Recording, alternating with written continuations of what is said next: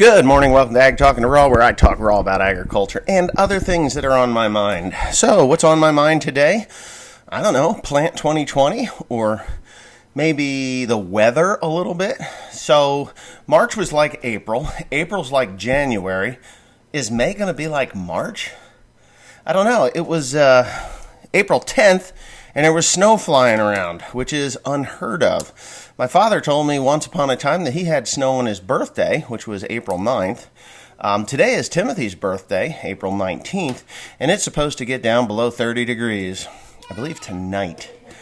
Pretty cold. And I did see that there was some frost on the grass this morning, so it definitely was below 32 degrees this morning. But anyway, so seed corn, I got one order of seed corn in. I was going to purchase seed corn from another place, and then I decided to change my mind, save $100 a bag, and go ahead and purchase my seed corn from the original place that I got it from. I will be planting all Golden Harvest this year, which is a Syngenta company, and we will have approximately 200 acres of corn in the ground. I'm going to plant some sweet corn, about 5 acres of it, maybe a little bit more, I don't know. And I'm not sure what I'm going to do with it. I may give it away.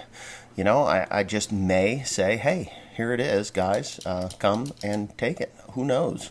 I know my family will have more corn than they can stand to eat. I like corn, so there it is. So maybe I'll do my part as an essential person, and I know there's a lot of families that are not working right now, and they're still going to be suffering into July when that sweet corn will be ready to pick. So we'll see what the current situation is at that time when I get back from North Carolina, and I may, just very well may, set up a place for needy families to come and get sweet corn. At least that's the plan. Anyways, 2 different varieties.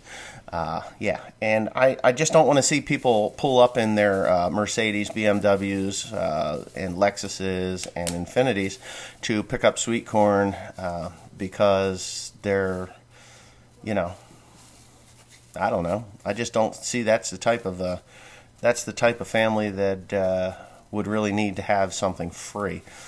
Cadillacs and Lincolns and other very expensive fancy cars. My wife used to work at a grocery store, and the people with the food stamps were always driving Mercedes and Lexuses and all these fancy pants, high dollar luxury cars. I even know a woman down the road here. Her husband's a lawyer. They file their taxes separately. Her husband makes more money than God, as a lawyer. Private jets flying all over places in Colorado, New Mexico, here in New Jersey. And she was crying and complaining that she retired and her Social Security check was only $800. Well, this is a real Democrat right here. I'm not going to use her name because it just wouldn't be fair. But this is the mentality. She threw me off of her property because I had said that I was not a Democrat. I didn't tell her I was independent or Green Party or Republican or anything like that. She just said, well, if you're not a Democrat, I don't want you on my land. And I got a cease and desist order written by her lawyer husband as to get off the property. So that was that. That was the end of that. But she's definitely a special kind of fucked up when you can, pay $2 million for a farm and then cry that your Social Security that you never paid into because your husband was a lawyer and you just, lived off of him, and your Social Security was the bare minimum, like $600 or $800 a month, and she doesn't know what she's going to do. And I got this through a friend of mine who actually farms the ground now, or did farm the ground, because they threw her off as well. She let slip that she was not a Democrat as well. So I thought that was funny. But anyway, with that being said, people are kind of messed up, and it doesn't matter whether you're a multimillionaire or just this poor guy who's, working every day to make ends meet and never seems to have quite enough.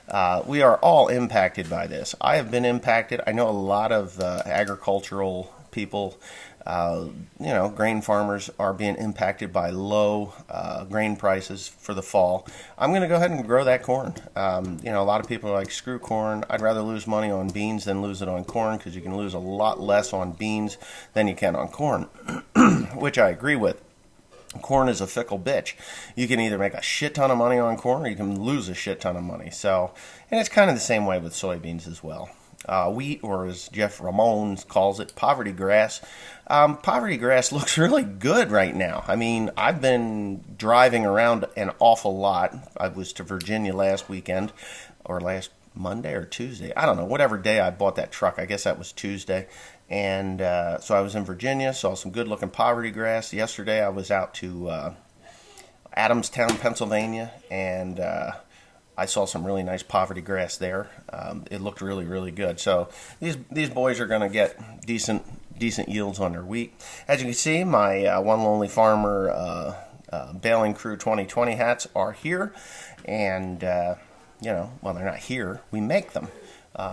And if you would be interested in one of these One Lonely Farmer Baling Crew 2020 hats, I guess I could get them on the website. I'll get my friend Debbie to go ahead and post them on there, and we can get them ordered up. That's One Lonely Farmer at www.onelonelyfarmer.com, and you can get that shit there along with a shirt like this. But anyway, I'm not selling merchandise. So I've got ground that's plowed, worked down, ready to receive the fertilizer to grow that corn. My spreader is now fixed. I have to do tires today, and I'm going to go ahead and order my corn fertilizers. Oh, shit, who's this? I'm going to be late because I did not get to finish my flash tank last night. Okay. At least that's a good employee. Tells me he's going to be late.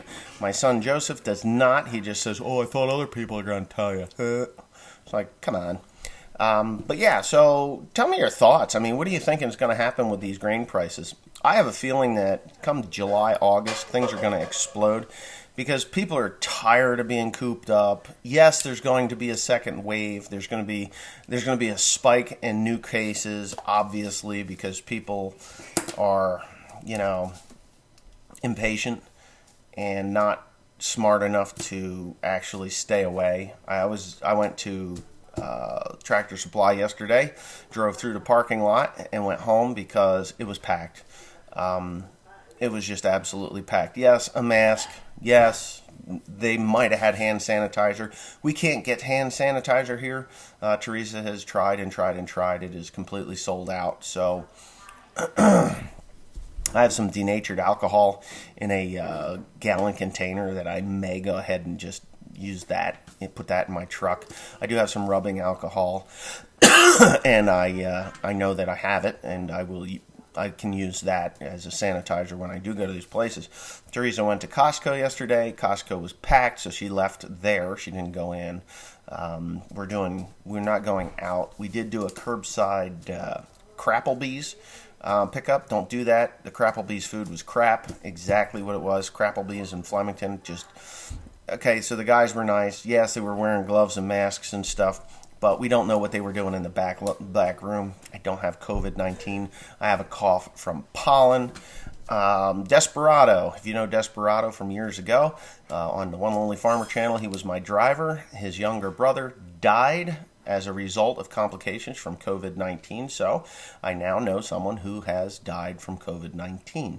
I didn't know him personally, but my condolences to Desperado and, my friends Brittany and Kasheen, and, I hope everybody there gets through their loss. Very difficult time to be burying somebody. The funeral homes and this memorial services are just not what they should be right now, and just protect yourselves. Now, I think that the country should reopen. I really do. I think that the government's job in this COVID-19 outbreak was to inform and guide. That is what the government's job is supposed to be. It's not to be like, stay home and we'll give you $1,200 that's going to last you like 3 or 4 months. $1,200 lasts me a day, maybe a day. If you didn't know, I mean, farming, if you're new to this channel or new to farming or new to this world of agriculture through YouTube. Farming is very, very, very, very expensive, and $1,200 for me, it's a day. It literally is a day. I don't even think I could get through the day with $1,200 in my pocket. Just won't do anything. So, if you didn't know, we are not eligible for these things here. At least I'm not.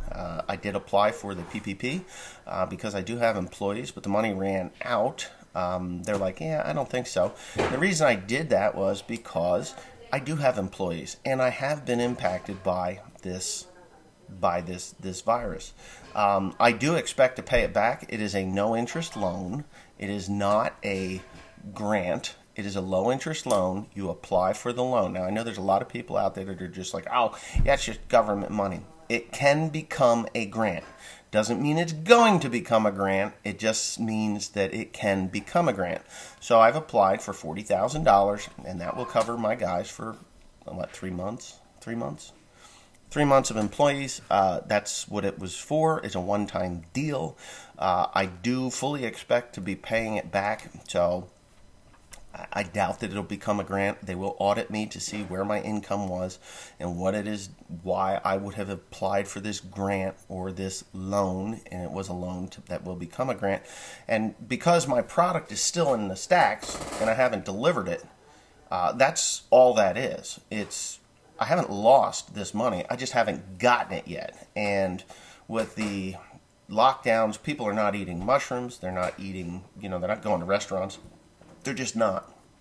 So what has happened is these mushroom growers have slowed the production of compost. Excuse me, my coffee's working on me. The mushroom growers have slowed the production of compost to offset the lack of mushrooms being eaten. So there you go. And that impacts me directly. Now, corn, soybean growers, wheat growers, I'm sure by this time you've pretty much gotten your grain all sold. Pretty much, most of you have. And the ones that haven't are already contracted. And if you're not, well, maybe that was just bad marketing on your part. I'm not being hypocritical, but that could be, or I'm not being critical of you, or I'm not a hypocrite. My contracts are made in April. I haven't gotten a contract for 2020 yet. I haven't even been approached, and I've asked, and they're like, we don't know. We don't know what's going to happen. So this may impact me even farther down the road and longer down the road than grain farmers. So I'm definitely not buying new equipment. That's one thing I'm not doing.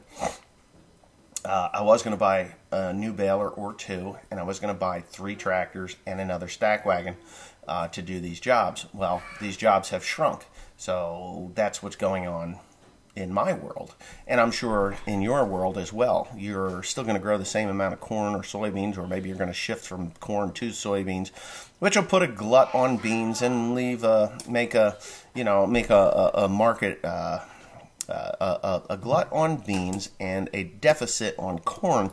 So that's why I'm going to continue to go ahead and put that corn in the ground. I could grow beans. I really could, but I just don't want to. I'm tired of dealing with the deer over the years, and I've never said I'll never grow beans again. I just said I can't grow beans until the deer herd is under control. So I have chosen places, the home farm, where I can control them with a firearm of some sort. And my grandparents' place, my mother's parents' place, where my mother was raised, that farm, I chose to grow corn there as well, just because it needs, there's no deer there. Well, there are deer there, but the herd is not so big, and there's a lot of bean growers over there. And deer will leave the cornfields to go to the beans and then go and sleep in the cornfields at night. So it's just, or in the daytime, and then back over to the bean fields. Minimal damage on corn. There always has been minimal damage on corn unless you were in a high deer populated area with low grain growers. So when I was growing corn, I was the only guy growing corn in that area. And those deer would just go right to it. Or soybeans in that area, right to it. They wouldn't share it. So I have chosen, even the home farm, there's a guy right across the valley he's got wheat in, he knows who he is, poverty grass, and he is more than likely going to double crop beans into that wheat because he does it every year. And, he figures if he gets 15 bushels to the acre off of it, he's good to go. And that's great because they'll leave my corn, go to his beans, and voila, my corn will be just fine. Plus, I've got the ability to take care of some of those deer myself. Yeah, so that's the reasoning behind what I'm doing. I'm glad I didn't go out and buy a brand new corn planter. I'm glad I haven't fixed my grain bin yet. We'll see how the corn crop gets going, and then I will schedule that for September while I am away. If I'm away in September or October doing the fodder job down on the Eastern Shore. I'm not sure if I'm doing that again. It all depends. I would love to. I think it would be great, but I'm a busy person. That's why Baling Crew 2020 is happening. Now, I said that I was going to be putting out applications to be running these crews, and because of the downsizing on these straw jobs and stuff, I will not be doing that. I think I've got it covered through the family. School has been closed down, so I don't need to hire anybody but my nephew, Grant. He will be our fuel and twine kid, and he can run equipment as well, but he is not going back to school, I guess, until 2021 season, where he will be a senior in high school.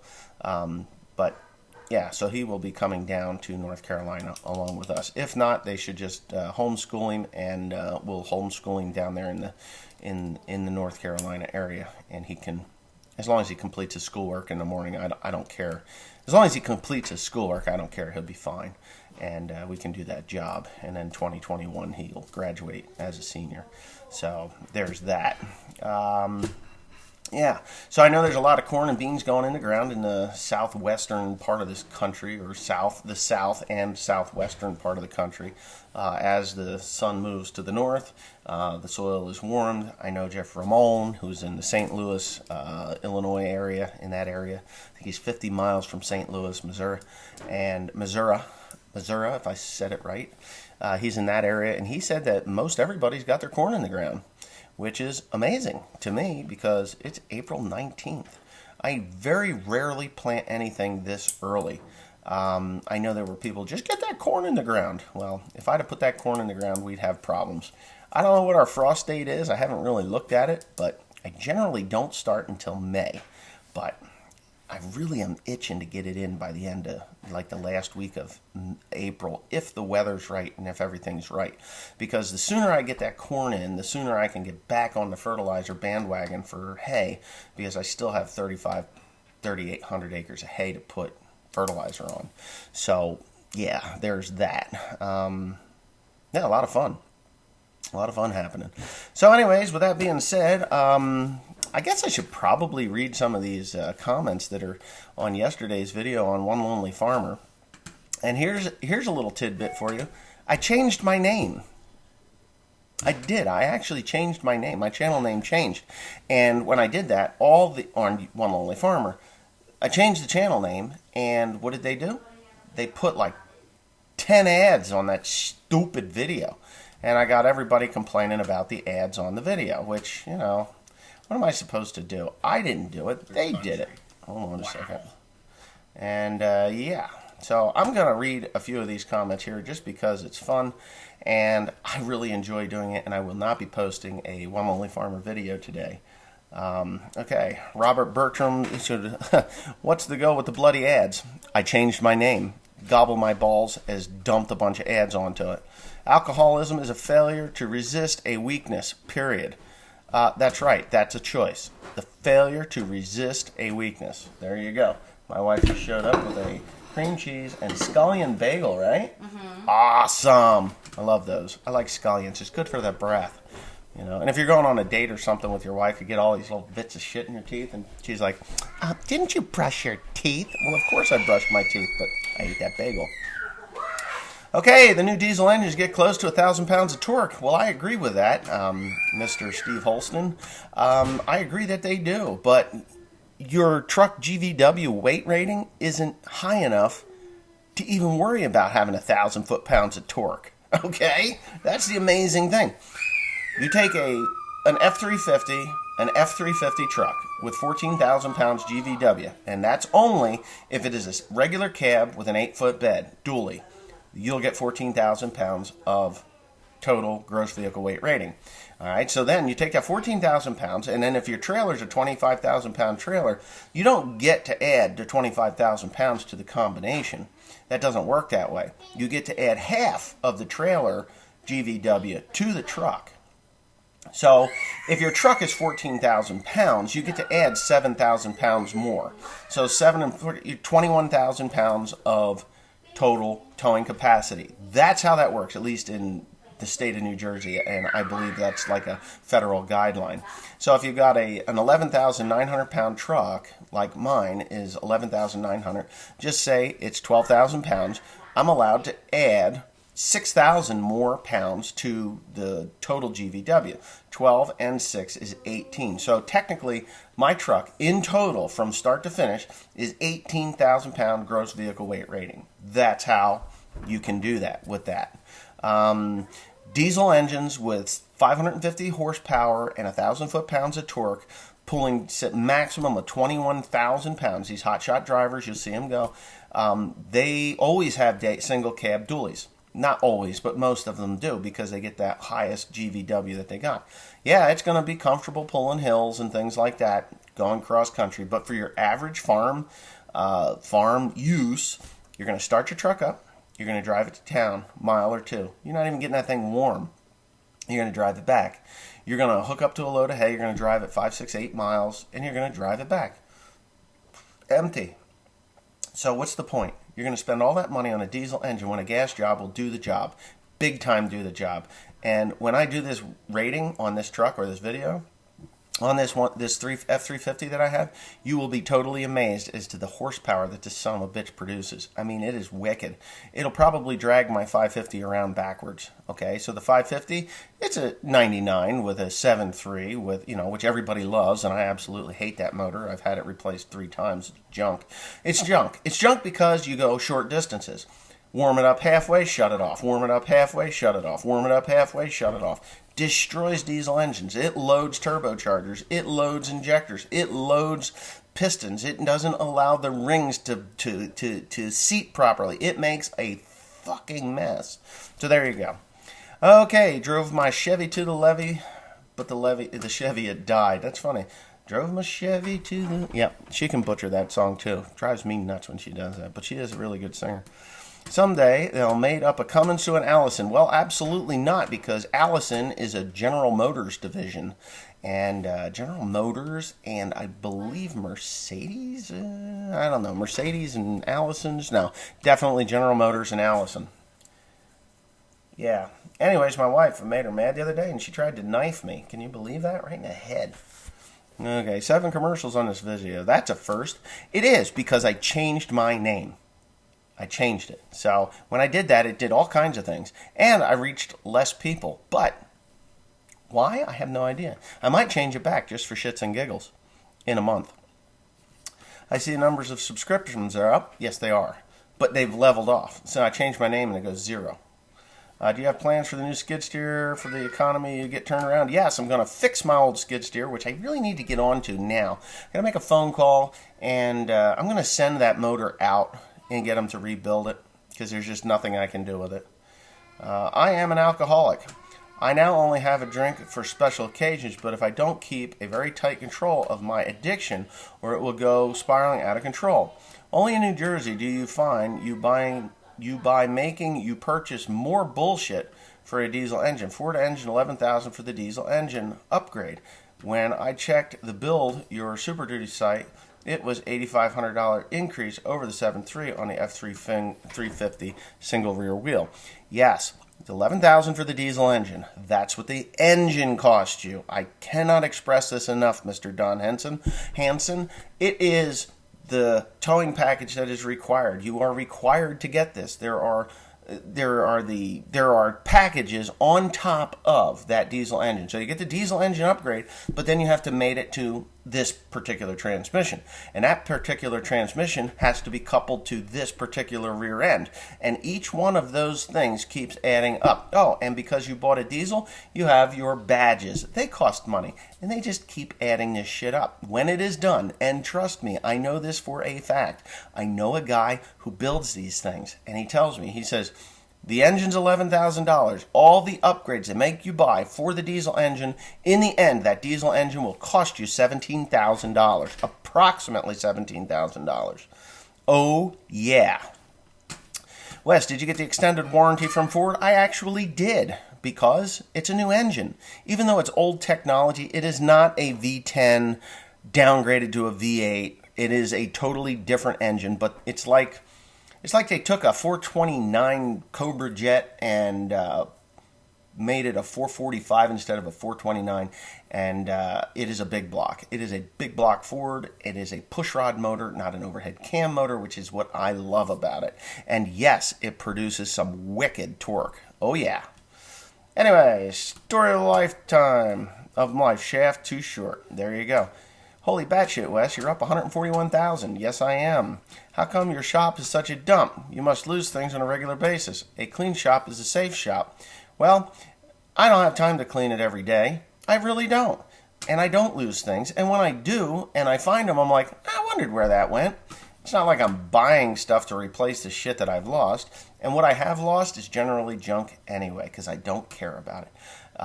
What a dump, huh? Let's see your shop. Put a photo of your shop up there, and we'll see. I'll bet you either work for somebody, and they make you clean the shop, or you don't have a shop at all.